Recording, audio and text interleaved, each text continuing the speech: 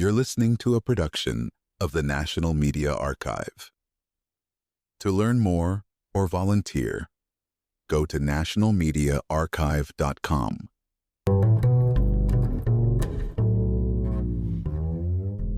Welcome, explorers. Today, I'm taking you on a deep dive into one of the most mysterious and legendary corners of Walt Disney World Discovery Island. Have you ever wondered what happens when Disney, the world's king of magic and make-believe, simply walks away from an entire island?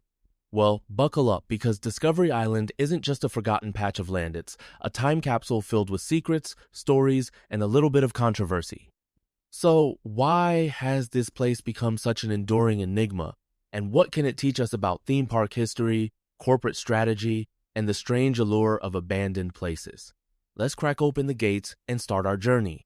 Let's rewind the clock to the early 1900s. Before it was ever associated with Disney, this island in Bay Lake, Florida, was known as Raz Island, named for the family that farmed its land. It changed hands in 1937 and became Idle Bay Isle, a private residence with, believe it or not, a pet crane. Imagine living in your own ecosystem, totally isolated, decades before the term biodome meant anything. Now, think about the term land tenure. It simply means who controls and uses land over time, and this patch of Florida is a textbook case. The island's identity shifted as new owners came and went, each leaving their mark, sometimes literally, sometimes just in the name. Isn't it wild how a place so small can have so many stories before Disney even entered the picture? Fast forward to the 1960s, Walt Disney was dreaming bigger than Mickey Mouse, bigger than Disneyland. He envisioned Epcot, an experimental prototype community of tomorrow, and began buying up land across Central Florida. Now, the term master plan comes into play. This is a detailed blueprint for a massive interconnected property. Discovery Island, then known as Riles Island, was part of that plan. But here's the twist. Walt passed away in 1966, and with his death, the original Epcot vision faded. What happens when a visionary's plans are left to others? Would you trust your wildest dreams to someone else's interpretation? It's a classic conflict in creative industries. And in Disney's case, it meant radical changes for the island's future. By 1974, the island had emerged from Disney's drawing boards as Treasure Island, a pirate-themed animal attraction inspired by the classic 1950s film. Picture winding paths, exotic birds, and even a pirate ship grounded on the shore. The theme was immersive, but here's where reality struck. Attendance wasn't great. In theme park lingo, the island became a half-day attraction. That's industry speak for an experience that can't hold guests' interest for long, and in Disney terms, that's a red flag. Now, you might be thinking, couldn't Disney just pour in more money, add rides, or hype it up? But logistics played a huge role. The island was only accessible by boat, and maintaining the infrastructure, think utility lines and transportation, was costly and complex. So the conflict was set. Great theme, but practical limitations and lukewarm public response. In 1976, Disney hit the reset button. Treasure Island became Discovery Island, shifting the focus from pirates to a tropical zoological haven.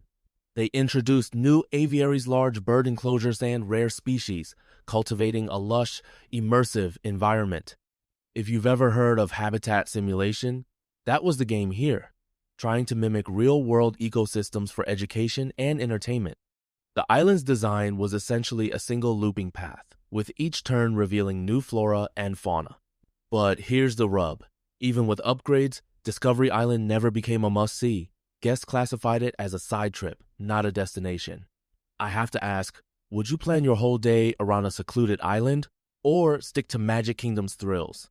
Disney's ambitions clashed with the limitations of geography and visitor psychology, and that tension shaped what came next. Everything changed in the late 1990s with the birth of Animal Kingdom. Imagine 580 acres of state-of-the-art zoological exhibits, rides, and immersive lands, basically Discovery Island, but supersized and on the mainland.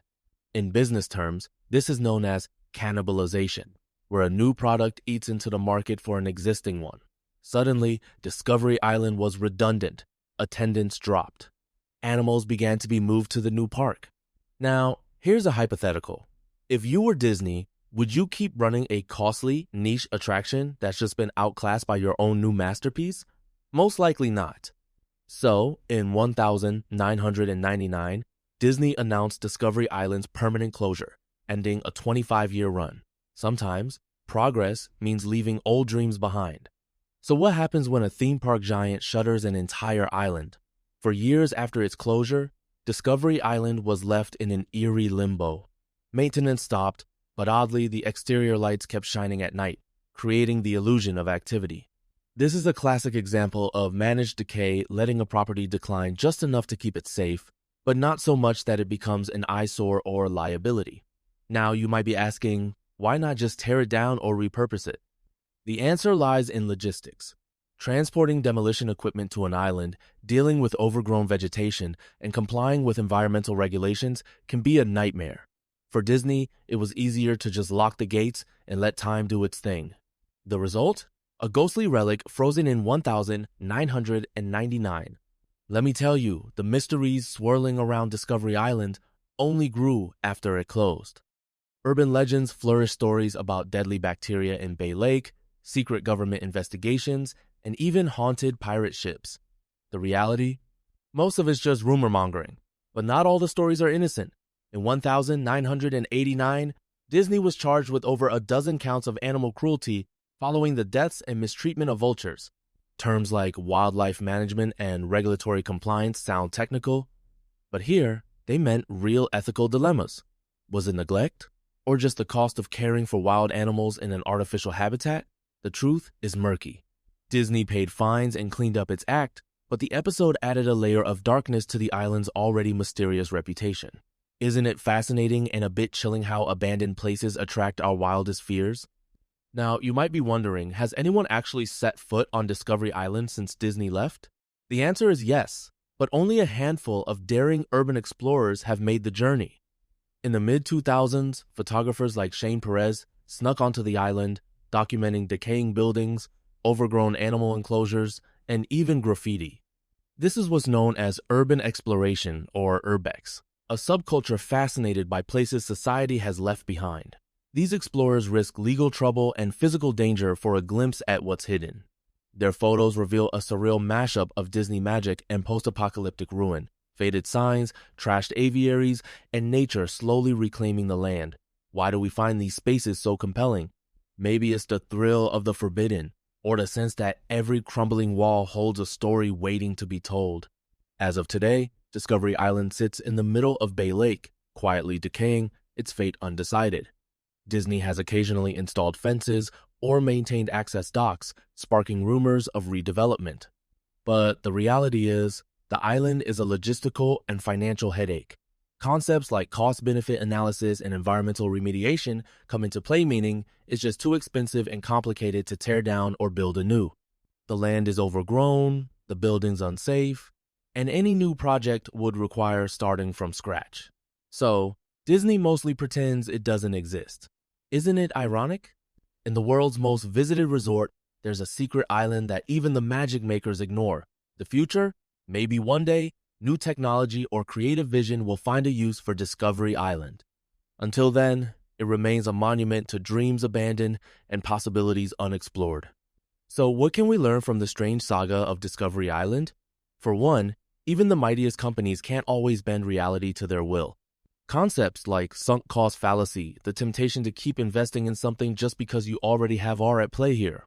Discovery Island is a reminder that not every dream pans out, and sometimes letting go is the smartest move. But more than that, its enduring mystery shows our fascination with lost worlds and unfinished stories. The next time you're at Disney World, take a closer look at Bay Lake. Behind the trees, beyond the fences, is a forgotten island where imagination once ran wild and where, just maybe, it still lingers, waiting for someone bold enough to dream again.